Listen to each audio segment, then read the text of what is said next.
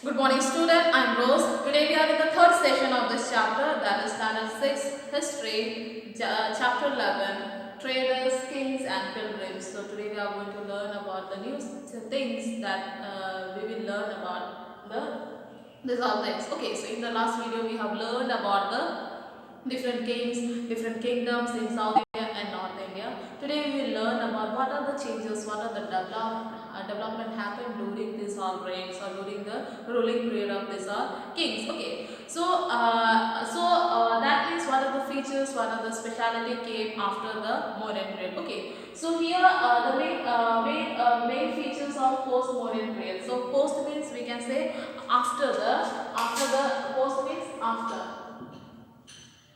the Mauryan Empire. After the Mauryan Empire, so there were so many kings and the kingdom which developed during the after the decline of the Mauryan Empire, and there were so many kingdoms like we say in the South India, Cholas, Cheras, and Pandyas were very famous. In the North India, we can say Kanva dynasty. Then you have the Sunga dynasty, Satyavahans. Then you have the other foreign rulers, Greek rulers, Sakas, Kushanas. Okay, so these are the famous rulers who ruled over India after the Mauryan Empire. So during that time, very two important things flourished. Okay, one was in the economic way. In the economic way, okay, so that was the trade and the silk.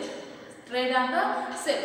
So trade was very flourished during the time period of time period of like say the Cholas, Cheras, Pandyas, Satyavahans, Kushanas. Okay, so Greeks during this period so much trading or the commercial or the business was so much famous. Okay, and there were mainly they even issued the coins like gold, coins of gold, silver, and the copper. Okay, so some of the major trading centers of this region are trading ports or what they call ports like Puhar, then we have the Broj and the Kalyan. These are the important ports where the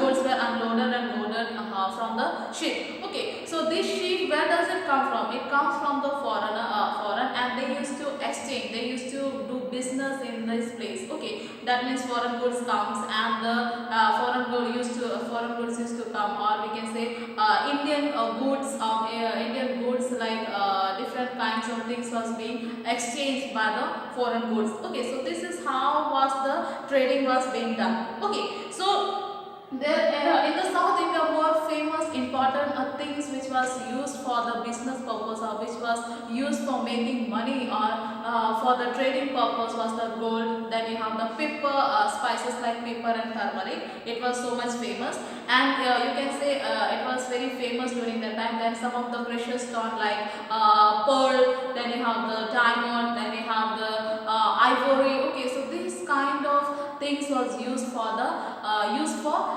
trading purpose, for the trading purpose. Okay, so during that time period some of the more important changes happened. There some important development happened.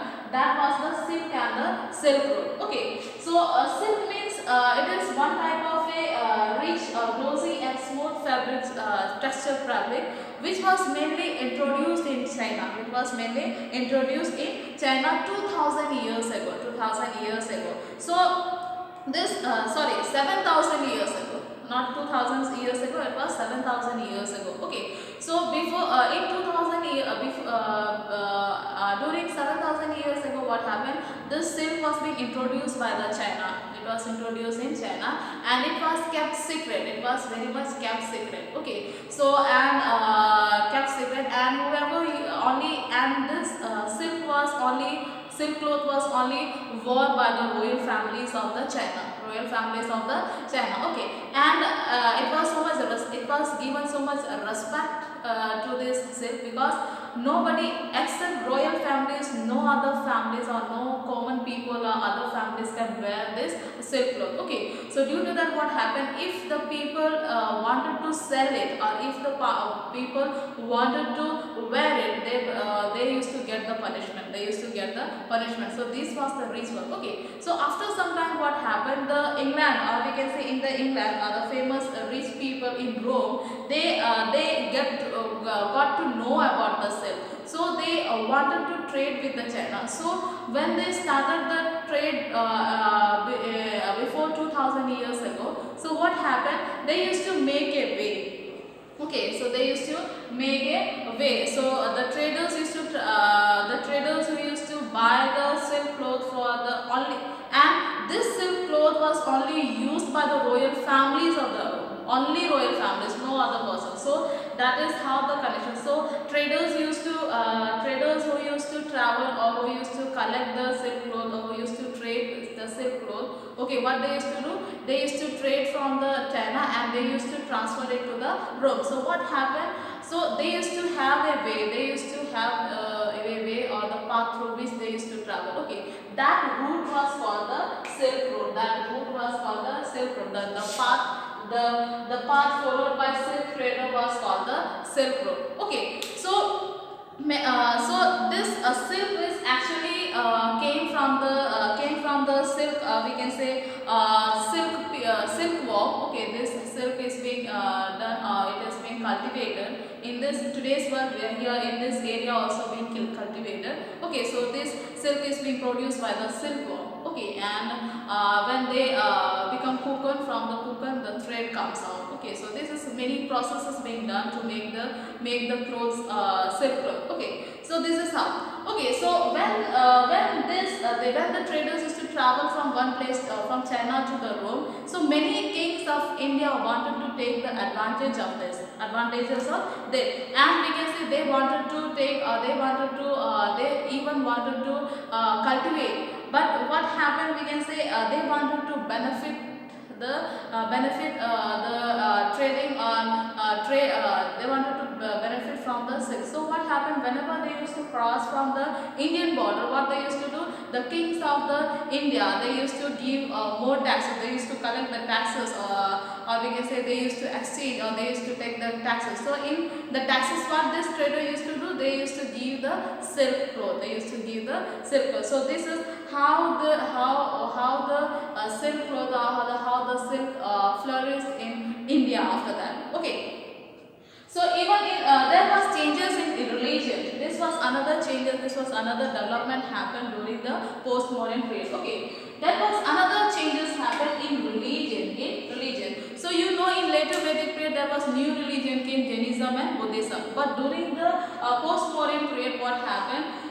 Two important religion was famous. One was Hinduism and another was Buddhism. Hinduism and Buddhism. Okay. So you know, Buddhism was being introduced by the Gautam Buddha. Okay, and Siddhartha Gautam, and his teaching was so much flourished in the Ashoka time, even the Kushanas in the post-modern time during the reign of Kushanas. Okay, so first of all, see what happened, what changes happened in Buddhism. Okay, so in Buddhism during the post-modern period, what happened? Buddhism divided into two parts: Hinayana and Mahayana. Hinayana and Mahayana. So in Hinayana, what happened? The religion of the people who followed the Hinayana was that they used to make the sculptures and pictures of the Lord Buddha. And under the Mahayana, they only used only the statues. In Hinayana, what happened? They only made the pictures shown in the, you can say, sculptures. For example, you can say enlightenment of Buddha, that they shown in the sculptures. Okay, even the people pray. And in Mahayana, what happened? In Mahayana, what happened? The people used to make the statues of Buddha in various caves, or such statues like Mathura and Taxila. Okay, so they used to make the statues in different regions. But in Hinayana, what happened? They make the statue of Buddha under the Buddha tree, and in the Mahayana, what happened? They used to make the statues in Taxilas or in the caves or in the stupas where the monks used to live. Okay, in that type of place they used to make the statues. Okay, and during that time, what happened? So much this expansion of Buddhism happened. Okay, and we can say in the reign of Kushanas, he spread this religion, Buddhism, wholeheartedly. Okay, and even even he wrote, even one of the book was being written, that was called the Buddha Charita, and it was being written by Ashwagosha. It was being written by Ashwagosha. So this Buddha Charita is one type of a book biography of Lord Buddha, which is written in Sanskrit language by Ashwagosha. Okay, and this Buddhism spread all over India, and we can say even the other foreign countries like Myanmar, China, then you have the Bangladesh, then you have there are so many through which Central Asia, China, okay, these are the foreign countries this Buddhism flourished. Okay, and we can say what happened, the dozen of caves was being made, and this caves was being built by the kings. They used to built by the kings, queens and merchants and the farmers. Okay, so these caves were built which was hollowed for monks to live. Okay, hollowed, that means inside the caves they used to make a hollow out of it, and in that the Buddhist monks used to live in the caves of that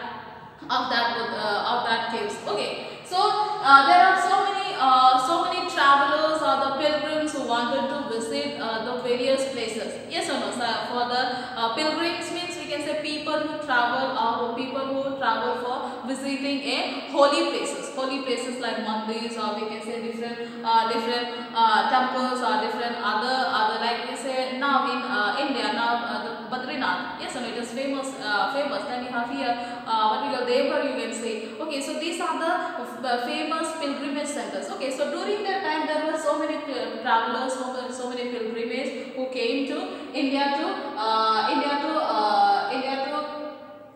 say, or we can say India, like we say Chinese, Buddhist, Persian and Zhuangzi. Okay, so these are the famous pilgrims who came to India to learn more about the Buddhism and more about to study about that. Okay, so this is what it happens. Okay, and there was Hinduism. If we talk about in Hinduism, so much changes undergone. There was another new ideas flourished, which was called the Bhakti. Okay, and this Bhakti was what is actually, it is showing a loving devotion to the God, one God, only God, of which you worship. Okay, so what are the features you can see? Loving devotion. That means in Bhakti what happened? You have to love only one God. You have to hate the faith in one God, and you have to show Him so much love and devotion, intimate love towards the one God. Okay, and spiritual image. When you show so much love and image towards the God, actually this whichever God you are worshipping, He will show you His own image. Okay, beginning of temples. Yes, here the temples started to begin. Temples started to build in different places. Okay, different areas of India. Okay, and in the society, in the home itself, they used to start the temples. Okay, and the development of art. That means different development happened in art. Like we said, people started to do preach in different ways. Okay, and another is the universality. So bhakti can be followed by any people, or there is no any discrimination between any people. Okay, high or low caste. Okay, so this is what we say. This is what are the changes happen in the Hinduism. Okay, I hope you have understood this chapter. You go through the chapter and read the book thoroughly.